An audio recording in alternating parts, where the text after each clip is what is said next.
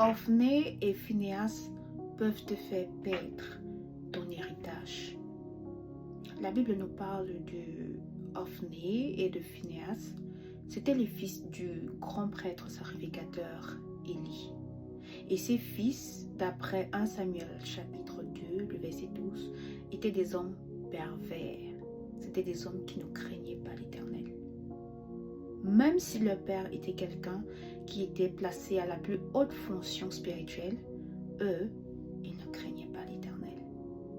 Mais qu'est-ce qui s'est passé par la suite? Si vous prenez la Bible et que vous lisez le verset 35, la Bible va dire « Je m'établirai un sacrificateur fidèle qui agira selon son cœur, selon mon cœur, et selon mon âme, et je lui bâtirai une maison stable. » Je m'arrête là.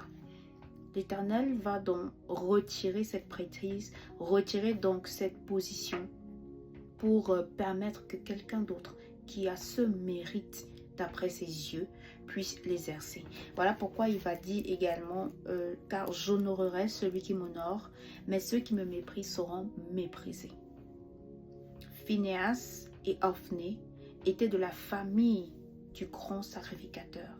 Et à cette époque, ceux qui faisaient partie des fils des sacrificateurs devraient être automatiquement des sacrificateurs à leur tour. Mais en ce qui concerne le cas d'espèce, Dieu a retiré cette position, cette fonction de la maison d'Élie à cause de ses fils.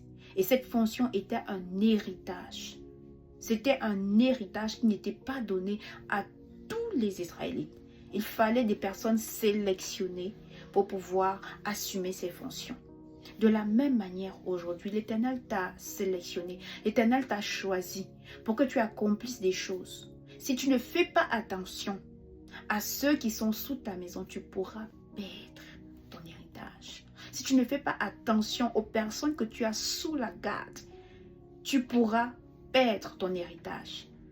On a souvent l'impression que la spiritualité ou l'attitude des personnes qui sont sous notre coupole n'est pas de notre responsabilité. Mais non, c'est de notre responsabilité d'enseigner, d'éduquer, d'exhorter, d'insister en temps favorable et en temps défavorable.